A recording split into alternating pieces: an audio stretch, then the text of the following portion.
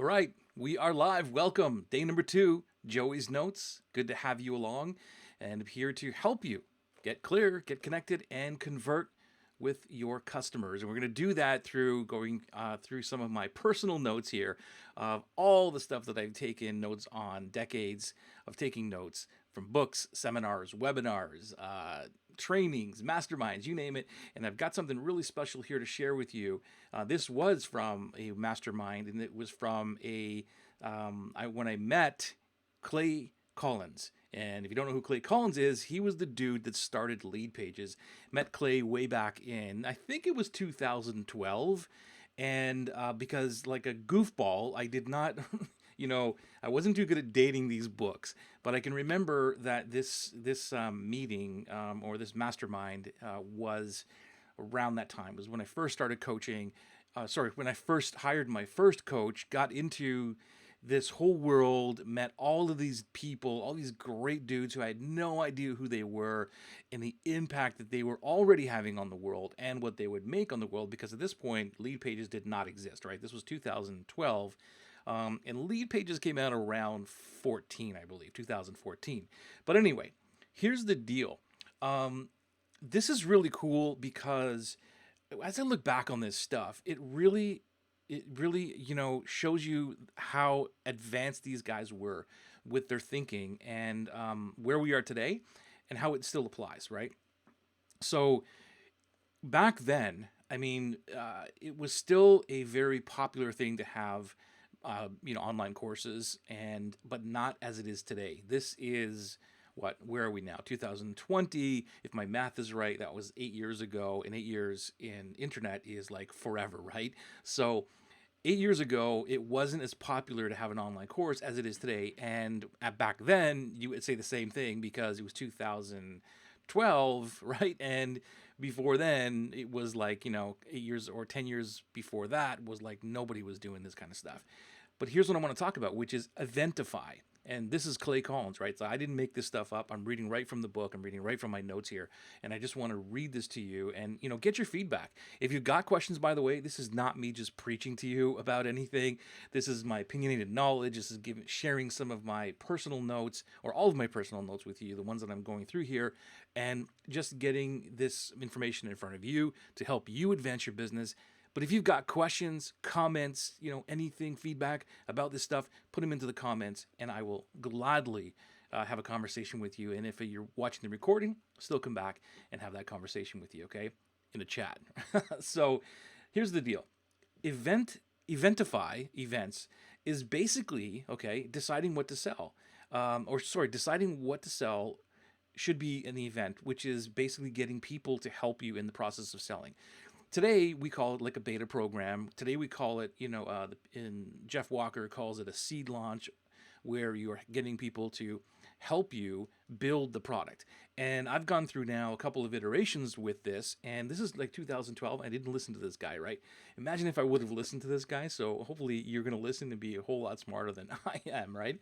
But I just started doing this stuff recently, and it was like a light bulb just turned on. It was a completely different, building a course with people is an entirely different situation because, and I'll go through this why, but in my personal experience, it's because you're really getting the real feedback, the real world feedback, feet on the ground, people working in the program telling you what they like, what they don't like, what's working for them, where the snags are, the objections, that kind of stuff. And it's just real life stuff.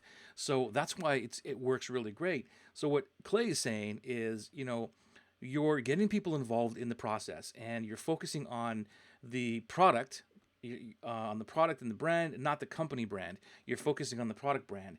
So also the marketing, when he's talking about marketing, and I highlighted this, and I really wanted to mention this to you, is that market as few products as possible because your marketing efforts compound referencing the same product. I'm going to say that again because it is so profound. And again, this is like 2012, and I'm reading this now, and I'm thinking, oh my God, like if I would have listened to this, right? Listen to this, okay? So market as few products as possible because your marketing efforts compound referencing the same product. Now, when I'm talking to private clients and anything that, anybody really that I'm talking to, and the first thing I tell them is kind of that. And I'm not claiming that it was me that made this up. Maybe it sat in a bit in my subconscious or something, but I'm saying, you know what? Simplify. Get down to the very minimum stuff. Don't try to have all these products or all these offers or all these different things that confuse people. If you have the simplicity out there in your marketing, you will get known for what you're doing and you're talking about the same thing all the time over and over again. I know you're going to get bored of it, but what happens is the people don't get bored of it because they're not watching you 24/7. You're in your head 24/7 talking about the same stuff, right? And you're going to get bored of it, but don't let your market get bored of it. And your market is not going to get bored of it. So continue talking about the one or two things that you do really well, and it will help you sell. Scott, good to see you here. Uh, I make everything up. Okay, I don't know, man. I'm just making it all up from here.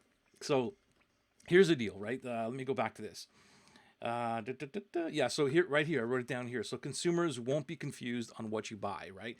So stick to the one or two things that you're marketing, and people won't get confused. One of the things that I see with clients or with anybody having problems marketing is because they are not focused, and focus is a huge thing. So here's the deal: never create your product until you've sold it. Now, I remember hearing this way back then. I'm thinking, how are you going to ever sell this product without creating it? And so I didn't listen to him, and I just turned a blind eye to it. I'm telling you that this is the way to do it. But you got to do it authentically. You got to tell the truth. You can't just, in my mind, in my experience, and the way that I do it. Okay, so you can do whatever you want, but again, this is the Joey's Notes version of opinionated knowledge, and I'm going to throw my opinions in here. So the deal is, just tell the truth. And by telling the truth, I've sold my products by saying, I have no idea how this is going to run. I've got nothing, ready. You're going to help me build this thing. By the way, I don't even know if this is going to become a product. So I tell like the absolute truth. There's nothing I'm hiding. It's all transparent. And that allows me to get awesome people inside my programs, and they help me. They tell me the truth about the stuff, and the programs become better and better each iteration. Let me see here. What else does he say? Okay, these are obvious things, right? But it's like, as I flip through these books and I keep seeing the same thing over and over from one expert to another, it's like, duh, Joey, why don't you listen to it, right? So never sell a product or outcome unless it's in demand. How many times have you seen, right, Umbo? Yeah, for sure, man. I agree. Umbo. And if you don't know what Umbo means, this is something that Scott and we were talking. Scott's a great friend. He's an awesome marketer, awesome copywriter. You got to check out Scott. And what we were talking one time, and he said, how did this thing come to fruition? How did your product come out, or the offer? And I said, it's an Umbo. And an Umbo is an out of my butt offer, right? I just have no idea what it's going to be like. Out of my butt offer. So thanks for bringing that up, Scott. Yeah, so here's the deal, right? Is never sell a product or outcome unless it's in demand. And you might think that, okay, yeah, duh. But really, how many times have you seen people create something, or they've got an offer, and they're trying to push it into the market, and they've created this thing, and they're going, okay, now let me see who's going to go buy this. And Seth Godin said it great in This Is Marketing. I think he said it, and it's basically the equivalent of you creating, like making a key and then going out and trying to find a lock to unlock, right? It's totally opposite. First, you got to find the lock, right? See, okay, well, that's a lock, that's a problem. Let me build a key so I can unlock it. And that's basically what Clay was saying in different words, right? And that's what I'm suggesting you do as well when you're doing any product. And I know it's kind of marketing 101, but you would be surprised. I'm putting my hand up here. How many marketers don't do that? They ignore this. They go, well, I know what people want. I've had a couple of conversations with a couple of friends, and this is a problem. So I'm going to create this product and I'm going to go sell it. It doesn't work as well as you think it does. Go to the market, find what the problem is, and then create the product and have people help you do it, okay? Specific outcomes and problems they want the solutions to. That's what I'm going to leave you with right there, is never sell a product that is not in demand. Get specific outcomes and the problems that they want solutions to. When they tell you what the solution or the problem is and what the solution they want, it's easy to build the product. Okay, so that is my little take on some notes here from Clay Collins, the original founder of Lead Pages.